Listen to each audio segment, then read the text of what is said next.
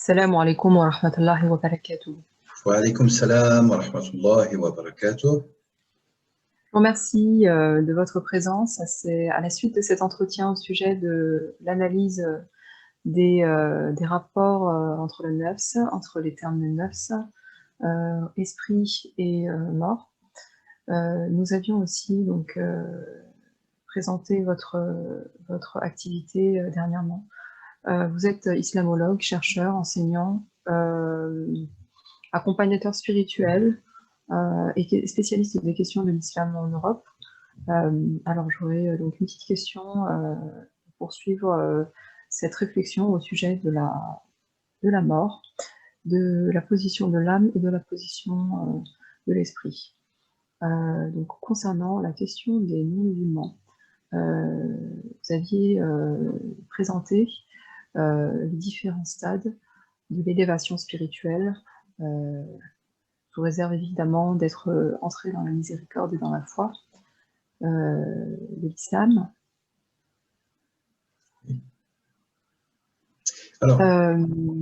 Alors, la question repose sur justement la comparaison même de ces personnes-là, qui possèdent notamment des vertus, des valeurs, pas nécessairement viles, c'est-à-dire que vous les aviez placées au statut semblable à des bêtes, mais comment ces personnes, justement, comment pouvons-nous finalement croire au fait que les personnes non musulmanes soient réellement considérées comme des bêtes et assignées à de vils états? Alors, je vous remercie d'abord pour l'invitation, je vous remercie pour la question. Enfin, c'est une question qui s'inscrit dans la continuité de l'analyse. Vous l'aviez bien dit, des 7 degrés de l'âme, voire les 6 degrés. Parfois je dis 7, parfois je dis 6, parce que la 7e englobe toutes les autres, tout simplement. La problématique, à mon avis, peut-être de prime abord, c'est de définir qu'est-ce que c'est la religion. Hein.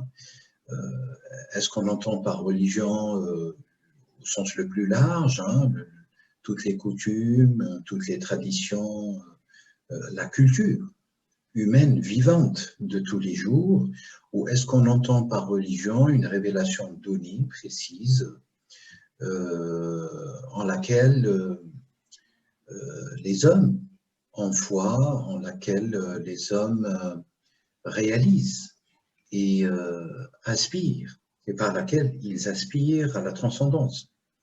Je crois que c'est la deuxième définition qui correspond beaucoup plus à ce qu'on appelle les religions monothéistes, le judaïsme, le christianisme, l'islam, sans rentrer bien sûr dans tous les débats interreligieux qui feraient remarquer les convergences et les divergences entre ces revêtements religieux de manière générale.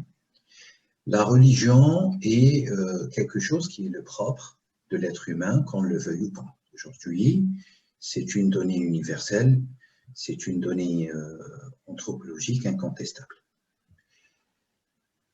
La religion aussi, sur le plan je dirais, de l'âme et de la rétribution de l'âme selon les degrés de l'âme que j'ai cités, à savoir ces 7 degrés qui, je le rappelle, correspondent de manière existentielle aux 7 cieux et aux 7 terres, hein, samawat as-sab'a wal aradoun, samawat as-sab'a wal aradoun, les 7 cieux et les 7 terres, enfin, et les terres qui leur correspondent. Donc, c'est le chiffre 7 qui est la clé par rapport au degré existentiel de l'âme, nafs, et des typologies des âmes selon l'occupation, selon les fonctions, selon ces 7 stations de l'âme. Alors, ces 7 stations de l'âme peuvent correspondre aussi, par extension, à un autre symbolisme, ce sont les 7 facettes du cœur. Ce sont aussi les 7 facettes du cœur, qu'on appelle en arabe, sab'atu awjuh lil qalb, le cœur a cette facette sur le plan de la métaphysique universelle spirituelle de l'islam. Donc, nous avons déjà 3 correspondances. Nous avons la première correspondance céleste, une deuxième correspondance terrestre et une troisième correspondance par rapport aux faces, ou aux facettes, ou aux orientations du cœur. À cela s'ajoute, ou à cela, vu qu'on en a 3, nous avons tout un ternaire, s'ajoutent d'autres correspondances par le biais de l'analyse des signes coraniques, à savoir le mathani as-sab'a, ce qu'on traduit souvent par les 7 redoublés. Le mathani as-sab'a, les 7 redoublés ou les 7 duels, si vous voulez. Dans la tradition classique de l'islam, les 7 redoublés chez les exégètes expriment l'idée ou la notion de Surat al-Fatiha. C'est comme si ce n'est là qu'une nouvelle onomastique, nomination de Surat al-Fatiha. Je crois que la question mérite une analyse beaucoup plus profonde, beaucoup plus rigoureuse, et sur le plan des correspondances symboliques, Sab' al-Mathani pourrait renvoyer probablement, à mon humble avis, je l'ai dit à maintes reprises, en tout cas notamment dans mes cours et mes webconférences, ça peut renvoyer aux dimensions, en réalité, aux 49 dimensions de la prophétie, aux 49 dimensions de la prophétie, parce que vous avez un 7 qui est redoublé, qui est doublé, 7 fois 7, ça nous donne 49. Ce chiffre est très important parce que c'est la même somme qui, quand on redouble aussi les 7 versets de la Sourate al-Fatiha, nous renvoie à 49. Et il y a une tradition spirituelle ancrée et enseignée par les maîtres spirituels de la tradition universelle de l'islam, à savoir citer ou réciter ou s'imprégner ou évoquer de manière présentielle 49 fois la Sourate al-Fatiha afin d'en bénéficier de ses fonctions profitables, bénéfiques, harmonieuses, protectrices sur notre être. Donc vous voyez même en termes des fonctions de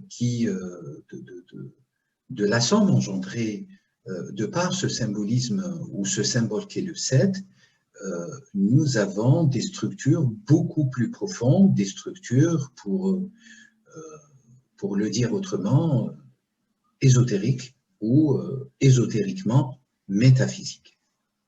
Pour revenir aux 7 degrés principaux de notre sujet, les 7 degrés de l'âme, peut-être que pour que ça soit beaucoup plus clair et lisible aux auditeurs, aux auditrices, je partage un petit document avec vous et j'en dirai certainement un mot concernant voilà, ces 7 degrés que je stratifie selon la révélation de l'islam. Alors vous voyez une gradation, si vous voulez, ou une graduation, si vous voulez, du 1 à 7, de 1 à 7.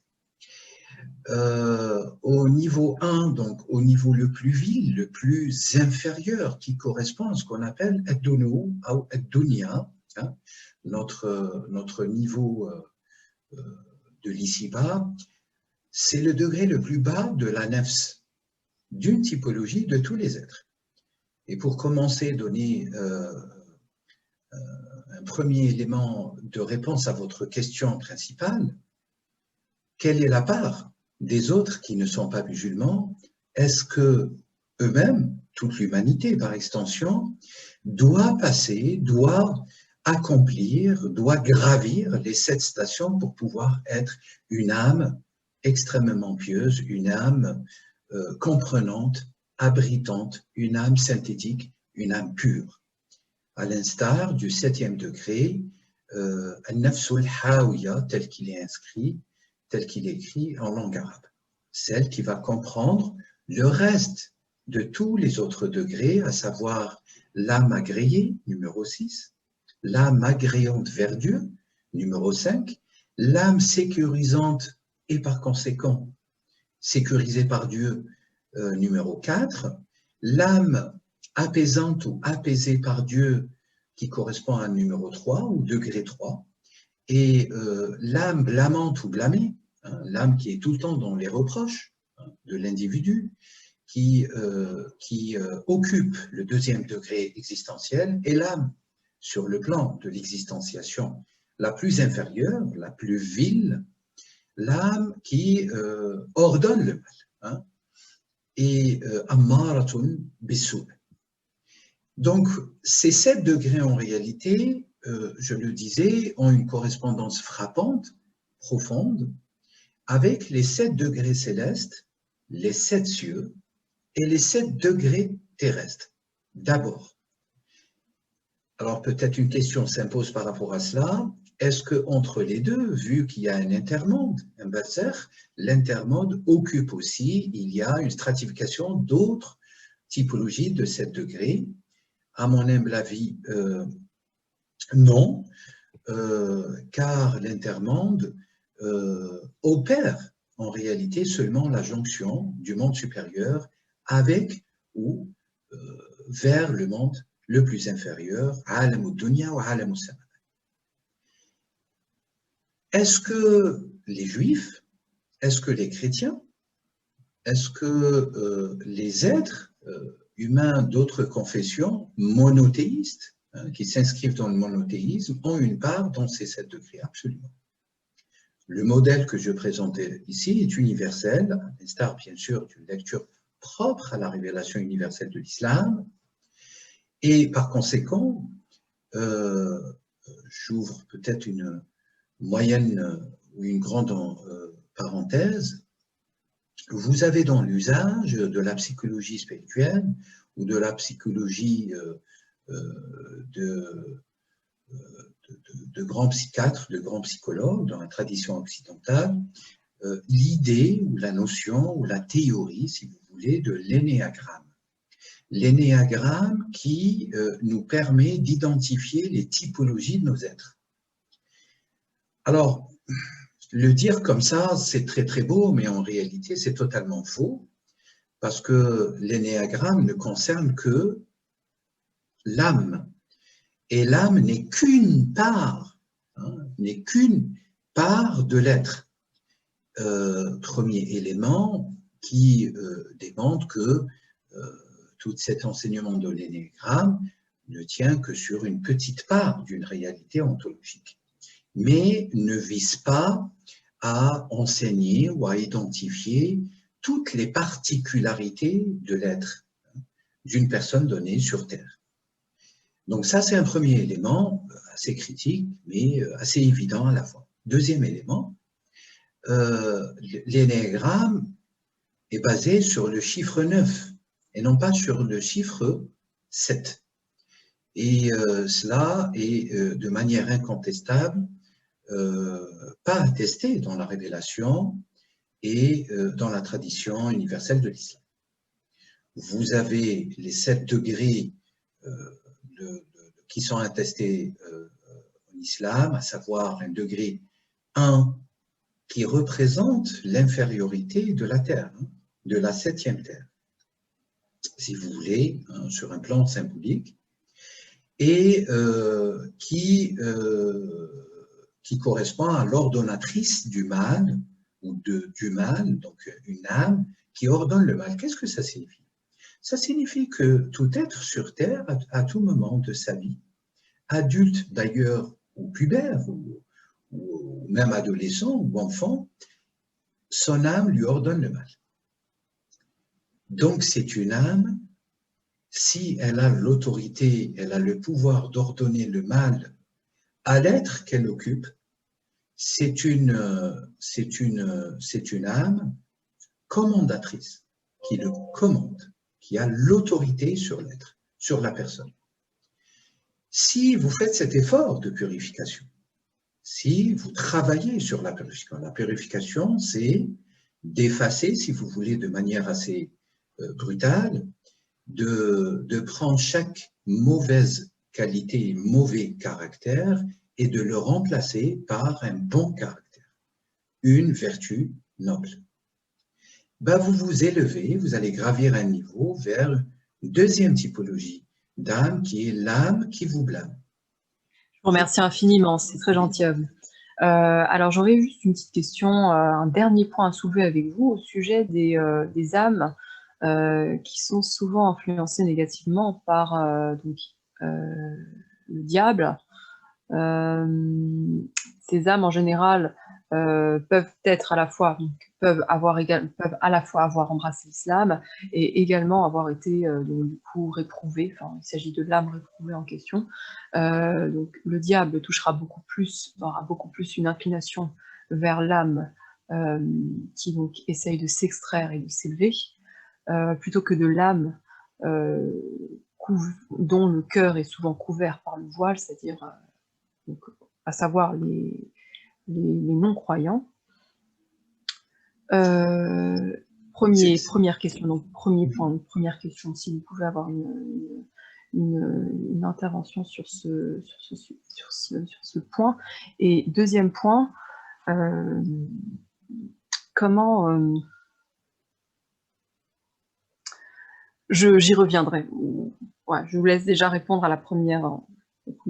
Alors, c'est une excellente question parce qu'en réalité, c'est là où je voulais en venir. C'est que vous avez ces 7 degrés, ces 7 portes de l'âme qui sont sous mes yeux, correspondent à tout être. Que vous soyez au 6e degré, que vous ayez une âme extrêmement pieuse, agréée par Dieu, hein, totalement agréée par Dieu, ou que vous soyez au niveau le plus bas, hein, vous occupez le degré le plus bas de l'âme qui ordonne le mal. L'âme criminelle, à titre d'exemple, l'âme perverse, à titre d'exemple, l'âme narcissique, à titre d'exemple, l'âme hypocrite, à titre d'exemple. Toutes ces typologies comportementales d'une personne sur Terre correspondent à ce degré le plus bas existentiel de l'âme. Que vous soyez au 6e degré ou au 1er degré, Satan vous attaque. Et je veux dire, pour ne pas vous surprendre, autant vous vous élevez en degré de l'âme, autant vous travaillez sur vous-même, vous occupez un degré supérieur dans le cheminement de la proximité divine, autant Satan deviendra redoutable avec vous. Et par conséquent, celui qui est au 6e degré ou au 5e degré, une âme qui agrée Dieu, qui agrée vers Dieu et de Dieu, le 5e degré, n'est pas épargné des attaques de Satan. Et les attaques de Satan sont beaucoup plus élaborées pour celui-ci que pour celui qui équipe les plus bas niveaux, à savoir le 1er et le 2e. Qu'est-ce que cela signifie? Parce que il suffit de peu pour le 1er ou le 2e niveau pour que l'âme s'exécute au souffle, aux idées soufflées par Satan, pardon, pour ordonner, pour commander la personne ou pour parasiter, harceler la personne, à l'instar du 2e niveau, à faire telle chose ou à ne pas faire telle chose. Et il accomplit quelque chose, elle ne va pas le lâcher, elle va le blâmer, lui reprocher. Elle lui fait scandale et elle lui fait procès sur tout ce qu'il fait. C'est une typologie assez commune de nos jours, malheureusement. Donc, je disais que vous soyez au 6e niveau ou que vous soyez au 5e ou 4e ou 3e, les stratagèmes sataniques, les stratagèmes de Satan diffèrent et ils sont de plus en plus élaborés, autant on gravit les échelons jusqu'au 7e niveau, le niveau de la perfection. L'âme al-hawiya, si vous voulez, Safiya, qui est purifié de tout, qui est devenu véritablement un esprit essentiel pur. Le 7e degré, c'est ça.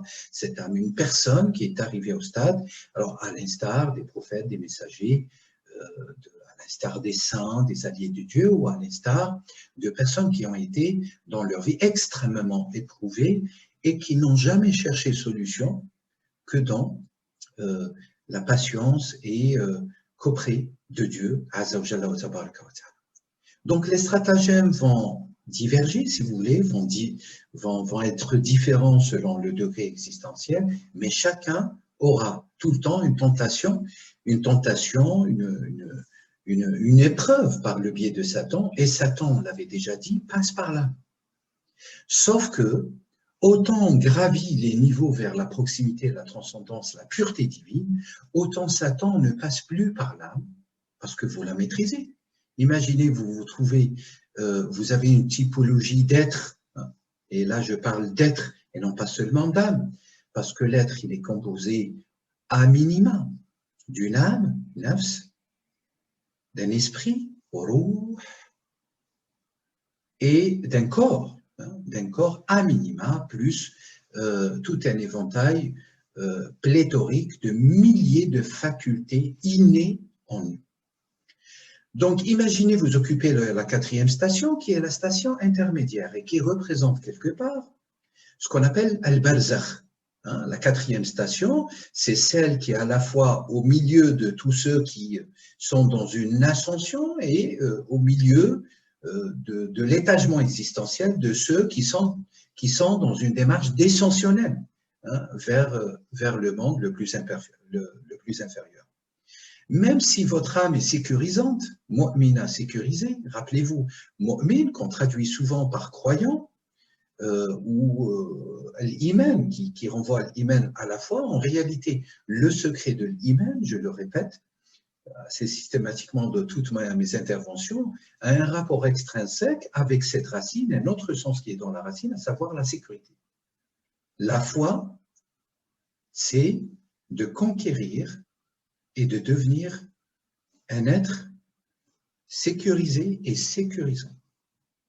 Sans quoi on ne pourrait pas qualifier les êtres de croyants, mu'minoun. Très important ce que je vous dis, c'est de la terminologie fine, mais c'est obligatoire. Donc il y a un lien entre la foi et la sécurité. Vous ne pouvez pas occuper ce 4e degré d'être de cette typologie de l'âme sans que vous soyez un être qui exprime, qui propage autour de lui la sécurité. Je vous remercie infiniment. Pouvons-nous catégoriser des personnes non musulmanes prenant des valeurs de vertu et relativement pieuses, sans pour autant être entrées dans la foi, évidemment. Pouvons-nous les catégoriser sur cette échelle de 1 à 7? Absolument, Et oui. Oui, très bien.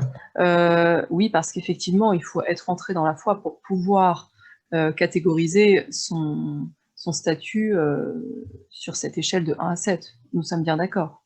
Absolument. Alors la foi, qu'est-ce que la foi? Justement. Alors ça pourrait me faire revenir à cette réflexion qui aurait été de savoir, donc le jour de la rencontre avec le Seigneur, nous serons exclusivement jugés selon nos actions, mais donc la foi oriente l'acte, donc c'est la substance exclusive et le substrat exclusif pour pouvoir se faire juger en tant que musulman. Il faut faire être jugé en tant que musulman.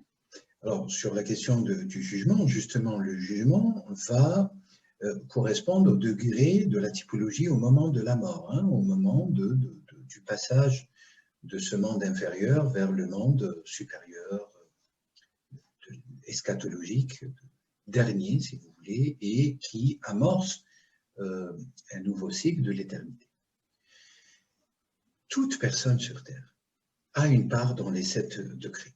Alors peut-être pas toute personne a une part au 7e degré, parce que ça, c'est réservé à l'élite de la création.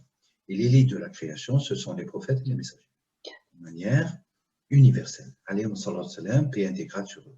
Jésus, David, Abraham, Moïse, Salomon, Joseph, Mohammed, alayhi salam ajma'in, pour ne donner que ces exemples. Puis-je vous poser une question en formulant un exemple bref?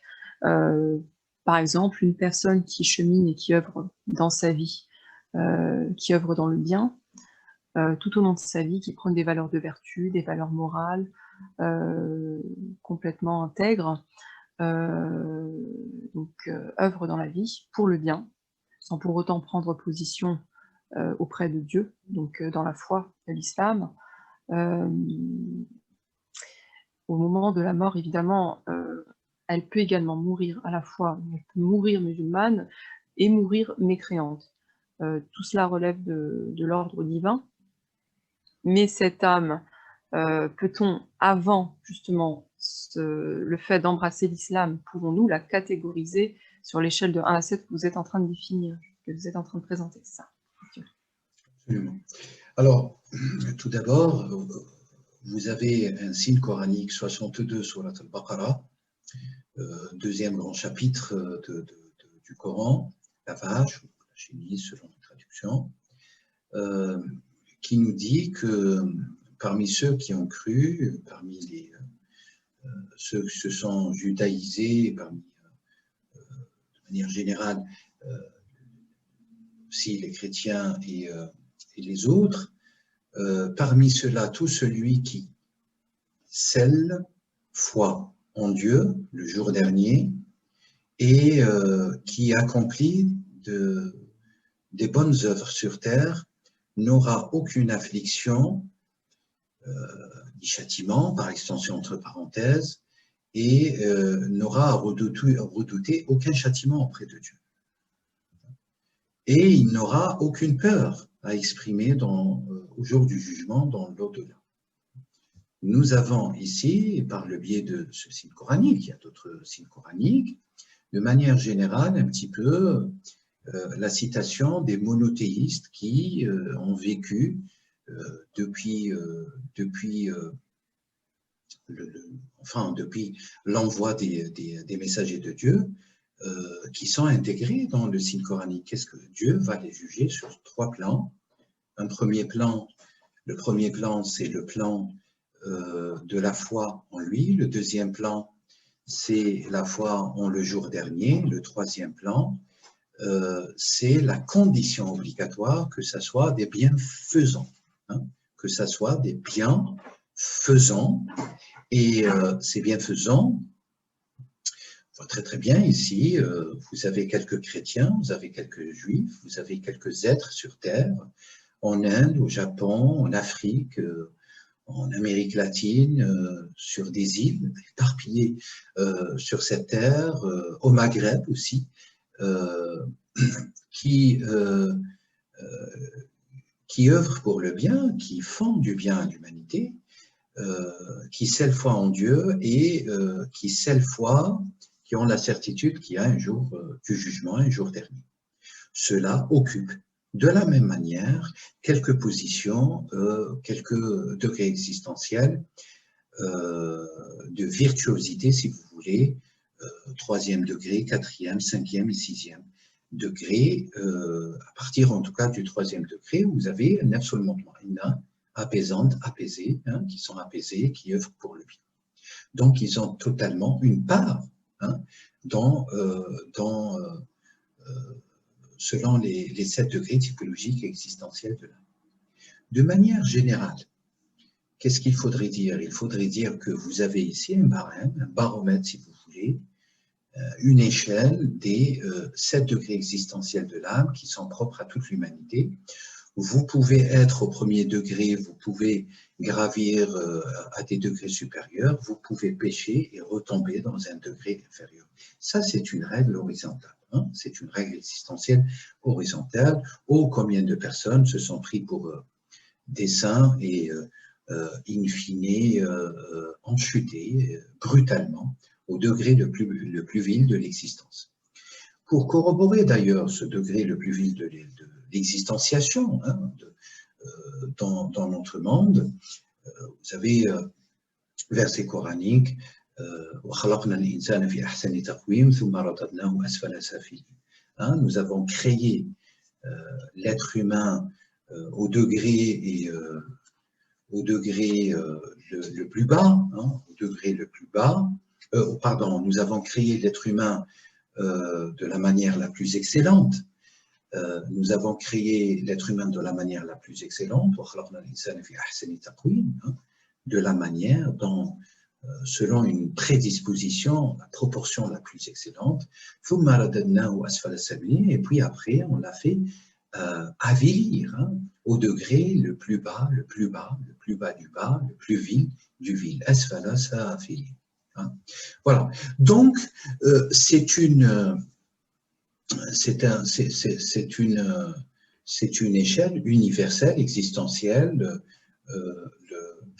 de l'âme, du degré le plus bas au degré le plus parfait, qui est occupé par les prophètes, les élus de Dieu, et les quelques êtres exemplaires sur Terre. Voilà. Je vous remercie infiniment. Alors, nous aurions donc une dernière question pour clôturer ce bref échange autour de la question de l'âme et de l'esprit. Donc, un verset de la sourate El-Kef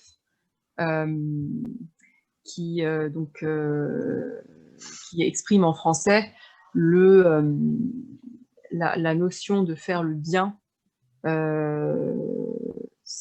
pour autre chose que pour la face de Dieu, finalement. Alors, justement, qadiyatul ihsan, hein, la matière de l'ihsan, la bienfaisance, ceux qui font le bien, vous avez une attestation multiple et plurielle dans le Coran qui en tout cas promet, hein, vous avez une promesse, l'idée de la promesse divine, à tout celui qui fait du bien aura du bien. Et tout simplement dans Surat Zilzala, hein, sur le tremblement de terre, فَمَنْ يَعْمَلْ مِثْقَالَ ذَرَّةٍ خَيْرًا يَرَهُ وَمَنْ يَعْمَلْ مِثْقَالَ ذَرَّةٍ شَرًّا يَرَهُ. Vous imaginez, hein, auprès de Dieu, ce sont les atomes. Hein. Le jugement est atomique, de manière exceptionnelle, de manière définitive, de manière la plus rigoureuse possible. Donc tout celui qui accomplit un atome de bien, nous dit Allah Azza wa Ta'ala, il le verra, il aura la récompense et le jugement propre par rapport à cela, la grâce, la gratification propre à cela, et tout celui qui accomplit un atome de mal, le verra et par conséquent, on sera jugé selon ce dernier. Donc, ici, nous évoquons, enfin malgré nous, à peu près toute une science de l'atomisme en réalité, dans la révélation coranique. Peut-être qu'on abordera une autre fois, mais je rappelle de manière générale, tous les êtres humains, peu importe qu'ils soient de tel ou de tel revêtement religieux, sont soumis à Dieu. Ils sont tous soumis à Dieu. Nous sommes tous soumis, musulmans. Muslim ne signifie pas accomplir seulement les rites propres à l'islam. Muslim, c'est une notion universelle qui signifie que nous sommes soumis à ces lois existentielles, que nous sommes soumis à l'instar des 7 degrés existentiels de l'âme. Nous sommes soumis à ces lois. Je peux donner d'autres exemples. Nous sommes soumis aussi aux lois naturelles. Qui pourrait remettre en cause, abroger ou annuler le jour et la nuit? Je vous remercie. Nous avons en fait le verset donc de la sourate El-Kef, le verset numéro 104 de la sourate 18 El-Kef qui donc indique en arabe, je vais rapidement vous la lire, vous la citer. أعوذ بالله من الشيطان الرجيم بسم الله الرحمن الرحيم الذين جعل سعيهم في الحياة الدنيا وهم يحسبون أنهم يحسنون صنعا. Donc, qui veut dire en français ceux dont l'effort dans la vie présente s'est égaré alors qu'ils s'imaginent faire le bien. Alors, c'est un signe, merci beaucoup d'avoir cité et soulevé ce point fondamental de la révélation, en tout cas ce signe coranique. Ce signe correspond à ceux qui font les choses et qui sont coupés de Dieu, et que leur effort est vain en réalité, parce que leur effort ne s'inscrit que dans l'horizontalité. Bien sûr, là, on est passé à un sujet beaucoup plus qui relève de la science et de la connaissance de l'intention. Si mon intention, c'est de faire le bien parce que je dois faire le bien, parce que dans ma nature, enfin dans mon éducation, etc., je dois faire le bien aux autres sans en demander le retour, hein, que les gens me fassent des récompenses, si vous voulez, des cadeaux, si vous voulez. C'est ce que Allah nous dit implicitement dans ce signe coranique. Au contraire, si vous faites du bien parce que vous attendez un retour de la personne, à ce moment-là, vous vous êtes voilé. Et le voile, c'est une coupure, c'est une césure. Hein. Pour reprendre un terme beaucoup plus puissant, c'est une césure par rapport à Dieu. Et donc, l'intention n'arrivera pas aux degrés les plus supérieurs célestes et par conséquent n'impactera pas les degrés inférieurs terrestres, les 7 degrés inférieurs terrestres. Au passage, et si vous me permettez, je dois préciser aussi quelque chose. Dieu nous dit d'ailleurs « فَمَنْ شَاءَ فَلْيُؤْمِنْ وَمَنْ شَاءَ فَلْيَكْفُرْ » Tout celui qui désire, selon le stade de la volonté existentielle, selon ce socle de l'existanciation, les possibles de l'existanciation, celui qui désire c'est les fois qu'il le fasse, et celui qui désire ne pas c'est les fois, renie de manière volontaire qu'il le fasse. Qu'est-ce que cela signifie? Regardez l'usage terminologique de Dieu dans la révélation. Dieu ne nous dit pas فَمَنْ شَاءَ فَلْيَسْلِمْ يُسْلِمْ وَمَنْ شَاءَ فَلْيَكْفُرْ. Il nous dit فَمَنْ شَاءَ فَلْيُؤْمِنْ وَمَنْ شَاءَ فَلْيَكْفُرْ. Donc il prend en opposition, en réalité, vous avez une dichotomie entre l'iman et al-kufr, et non pas l'islam et al-kufr, juste pour étayer de manière finale et incontestable, ne serait-ce que sur le plan linguistique, de la linguistique coranique.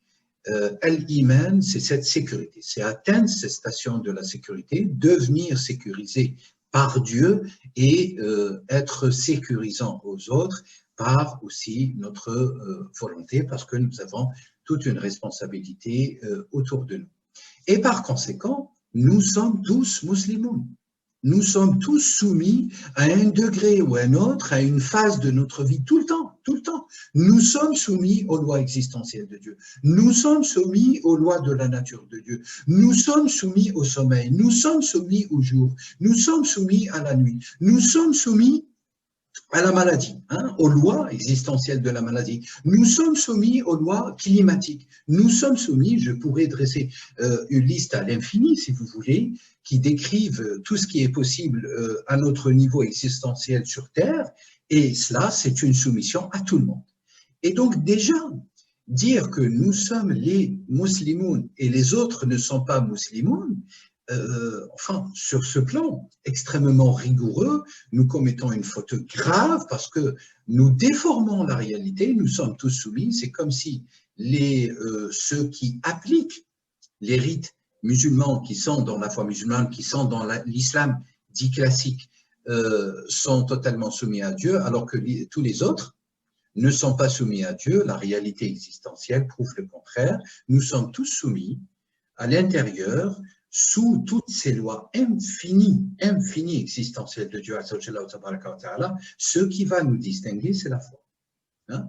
C'est cet effort de s'élever, de se purifier, de gravir les stations et de réaliser la sécurité et d'aller au-delà, parce qu'on l'avait vu dans le petit exemple tout à l'heure que j'ai partagé avec vous, que le Nafsul Mutma'inna n'est que le 4e degré et qui correspond au 4e ciel, hein, selon la cosmologie islamique. Merci beaucoup. Alors en conclusion, finalement, l'atout discriminant est fondamental pour, entre le non-musulman et le musulman serait réellement travailler l'âme, en fait. C'est travailler la profondeur de l'âme, finalement, pour dégager et faire sortir une réalisation spirituelle nécessaire et essentielle. Et donc, en l'occurrence, pour les personnes qui font le bien de manière désintéressée, pour tout sauf la face d'Allah Azza wa Jal, nous les positionnerons simplement en stade 1, 2 et 3, pas plus, finalement. Absolument. Sur l'échelle de 1 à 7 que vous proposez. Absolument, absolument, parce que Parce que finalement, ce ne sont pas des âmes qui ont choisi, qui ont fait le choix de travailler, ce ne sont pas des personnes qui ont fait le choix de travailler sur leur âme, ce sont des personnes qui continuent de poursuivre leur passion sans nécessairement se poser la question ou complètement en opposition de manière consciente à Dieu et à son adoration. Enfin, voilà. Je pense que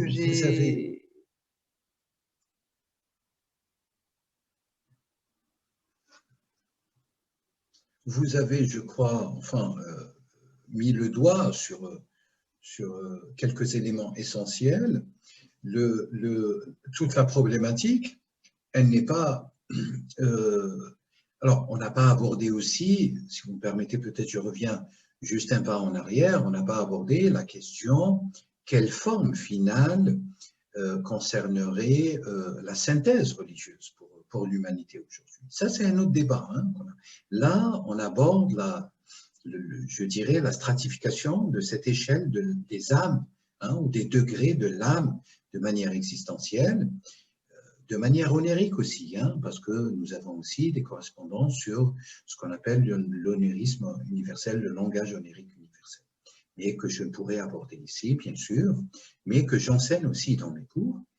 Et ce qui est très important à retenir, c'est que vous pouvez être un être de bien sans en avoir accompli ou observé tous les rites musulmans. Comme vous pouvez être pleinement, culturellement, traditionnellement, totalement en immersion dans la culture musulmane, sans en avoir ce pouvoir, cette force, cette grâce de gravir les stations pour devenir pur et pour purifier son âme au degré 4, au degré 5, au degré 6, au degré 7. Enfin, de manière exceptionnelle, le degré 7 concerne les prophètes et les messagers, et quelques héritiers, tout simplement. Et donc, poser la problématique aujourd'hui, c'est-à-dire poser si vous voulez, une théorie de la connaissance par rapport à l'être, par rapport à cette récompense finale qui est attendue, qui est crue par les croyants sur Terre, et qui ne repose exclusivement que sur la volonté divine. Finalement, il faut rappeler et qui ne repose exclusivement que sur la volonté divine, enfin sur la justice, la sagesse, la miséricorde de Dieu le jour du jugement. Elle repose de manière aussi sage et miséricordieuse de Dieu, parce que c'est Dieu qui l'a décidé, qui l'a décrété ainsi, si vous voulez. Elle repose totalement sur tous les atomes de nos actions. Hein, je l'avais rappelé dans Surat Al-Zilzala.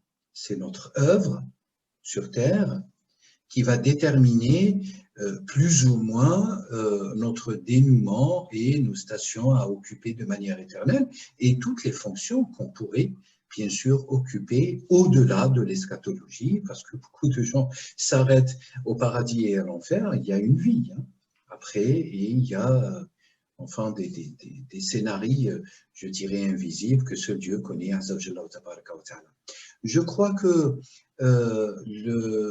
sur le plan de l'horizontalité, notre jugement doit s'inscrire en conformité, bien sûr, avec les enseignements du prophète Mohammed et de la révélation universelle de l'islam, doit prendre en considération l'action elle-même, la responsabilité de l'individu, individuelle et collective, mais principalement, hein, finalement, terminalement individuelle. Celui qui fait du bien aura du bien, celui qui fait du mal, grosso modo, pourra avoir un châtiment, pourrait être châtié, mais les considérations sont complexes parce qu'il faudrait prendre en considération, de même, encore une fois, ce qu'on appelle toute la sphère de l'intention, hein, niya, avec quel niya, est-ce que c'était intentionnel, c'était pas intentionnel. Donc là, on convoque tout un champ incroyable de la jurisprudence qui reste, qu'on le veuille ou pas, sur le plan horizontal humain, un champ insaisissable et que seule la version finale lors du jugement de Dieu, on saura si on avait raison ou pas, etc., etc., etc. Donc, relativisant, faisant du bien, ça c'est l'injonction à toute l'humanité. Que l'on soit, parce qu'il y a une idée assez répandue chez les musulmans, qui est que le fait d'être musulman nous assure et nous garantit la vaccination. Donc, en l'occurrence, que faire du mal ou du bien, de toute manière, nous serons pardonnés un jour ou un autre. Alors ça, merci de soulever cette remarque. Enfin, non du tout. Nous n'avons aucune préservation, aucune garantie. Enfin, en tant que musulmans culturellement, si vous voulez, ou traditionnellement. Après, il faudrait définir qu'est-ce que c'est traditionnellement. Ici, je signifie culturellement, tout simplement, en pensant que le fait d'être né et d'avoir eu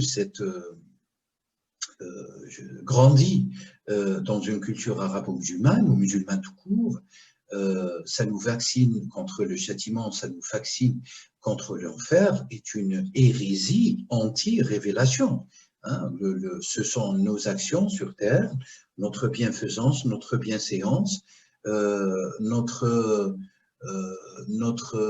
dévouement à Dieu, notre sincérité profonde, notre sauvegarde du monde, notre sauvegarde des âmes, notre sauvegarde de la nature, ce sont nos œuvres qui vont peser dans la balance finale auprès de Dieu et par conséquent, cette construction historique traditionnelle ne corrobore pas, malheureusement, à mes yeux et de manière irréfutable, ni la révélation, ni les enseignements du prophète Mohammed alayhi salatu wassalam.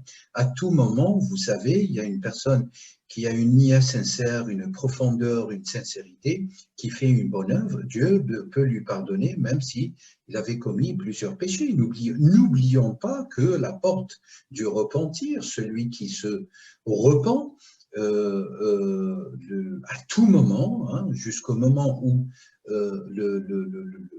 l'ange de la mort nous ôte l'âme, les portes du repentir sont ouvertes, et un des noms excellents, qui est une essence immuable, qui est une essence pure de Dieu, une qualité divine éternelle, à savoir Tawwab, est encore active, opérative. Sinon, dire que le fait que je sois, que je vais grandir dans une société musulmane alors que d'autres grandissent dans des sociétés non musulmanes sous le sens du code culturel, m'épargne l'enfer et me donne un visa d'office pour rentrer au paradis, tout cela ne corrobore en rien, s'éloigne et contredit la révélation de manière frontale et contredit même les enseignements du prophète Mohammed alayhi salam, car Allah pardonne à tout moment, se repent à tout moment sur personne qui a péché, et une personne toutes les personnes qui sont au carré, d'ailleurs je lance un appel, si vous le permettez, je profite de ce rendez-vous, toutes les personnes qui ont commis des erreurs, ils doivent se repentir, les portes du repentir sont ouvertes, ils reviennent, il y a tout un processus, venir, demander pardon aux personnes qu'on a lésées, rétablir je dirais les mauvais impacts qu'on a commis, essayer de réformer, hein, de réformer le passé avec tous les moyens du bord. Chaque instant, à chaque moment de vie, nous avons une possibilité pour revenir vers Dieu. À chaque moment. Chaque instant. Et Dieu, il est le seul à juger notre passé, il est le seul à juger la profondeur, le réceptacle profond et intériorisé des cœurs, qui pourrait dire qu'aujourd'hui, la majorité des habitants de la Terre seraient jetés en enfer. Celui qui dit cela, ni sage, ni savant, ni pieux, ni soumis aux lois existentielles universelles de Dieu, ni pieux. À mon avis, ça serait une précipitation extrêmement hasardeuse et dévastatrice de dire cela ou de juger que la majorité des habitants de la Terre iraient en enfer. Seul Dieu sait où ira chaque individu en enfer ou au paradis. Et au-delà, vous avez toute une métaphysique de l'enfer. Les gens en enfer ne demeureront pas éternellement en enfer, à l'exception d'une petite partie, d'une poignée de l'existence depuis Adam jusqu'à la fin de l'existence. Donc tout cela, c'est je dirais, à la fois, non pas à relativiser, mais à prendre avec beaucoup de pincettes, avec beaucoup de prudence. Soyons responsables aussi dans nos paroles, dans nos jugements, aussi enfin un message aux représentants religieux. La parole, parfois, elle devance nos idées, elle devance nos idées et elle devance nos intentions. Donc, faites en sorte que l'intention, l'idée, la parole elle-même et l'accomplissement en action soient tous les vainqueurs en même temps de la compétition. Allahu a'lam wa ahkam. Je vous remercie infiniment, professeur Ben Yahya, d'avoir pris la parole sur ces notions complexes et qui mériteraient probablement plus de 24 heures de séminaire.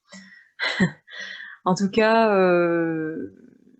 je vous remercie et qu'Allah nous aide, nous assiste et nous permette d'avancer et de grandir. Amin, amin, amin. Je vous remercie pour l'invitation. Je vous remercie pour cet entretien très, très riche. Et si vous me permettez une dernière parole, chacun de nous, chaque être sur Terre peut accéder au paradis. Le paradis est pour tout le monde. Faites l'effort, soyez sincères. Travaillez sur vous pour accomplir cette probité purificatrice et retrouver une certaine primordialité, et chacun peut accéder au paradis. Ce n'est pas une exclusivité aux Arabes de la péninsule arabique ou une exclusivité aux assimilés à l'islam. Dieu adresse sa parole, révèle sa parole à toute l'humanité sans exception. Sans exception. Dieu aime tout le monde. Est-ce que nous sommes capables de l'aimer? En retour, c'est la moindre des choses. Je crois donc que Dieu nous épargne l'égarement et que Dieu fasse aussi que cette période ténébreuse dans laquelle nous sommes plongés par cette pandémie universelle qui n'est in fine qu'un avertissement, peut-être de Dieu à toute l'humanité. Dieu s'adresse à toute l'humanité à des degrés totalement différents, parle à tous les êtres, sans exception, peu importe leur couleur, leur origine, leur race, leur idéologie même. Et Dieu juge les profondeurs. Il est le seul à pouvoir juger les cœurs. Nous ne pouvons que juger les actions de manière superficielle. Mais celui qui a le jugement total, c'est celui qui juge l'extérieur et l'intérieur, et c'est seulement Dieu un, Dieu unique, Allah wahdahu la sharika lah, wa sallallahu ala sayyidina Muhammadin fil awwalin wal akhirin. Soyons des exemples pour tout le monde, soyons des exemples. Mais on ne peut pas être des exemples si on ne fait pas tout ce travail de gravir, si vous voulez, pour revenir à notre sujet principal, le cœur de notre sujet, à gravir toutes les stations de la purification jusqu'à la transcendance, jusqu'au moment où on pourrait être parmi ces élus à lui, les prophètes et les messagers, paix intégrale et prière connective sur eux, à la 7e station, la 7e station qui donnerait toute une typologie de transparence et de pureté totale, nafs al-hawiya ou nafs al-sawiya, safiya, pardon, tel qu'il est enseigné chez les grands maîtres de la spiritualité universelle de l'islam. Merci infiniment. Barakallahu fikum, Sayyidi. Wassalamu alaikum wa rahmatullahi wa barakatuh. Wa alaykum salam wa rahmatullahi wa barakatuh. Fi amanillah wa salamu alaykum. Ila liqa'in akhir, inshallah.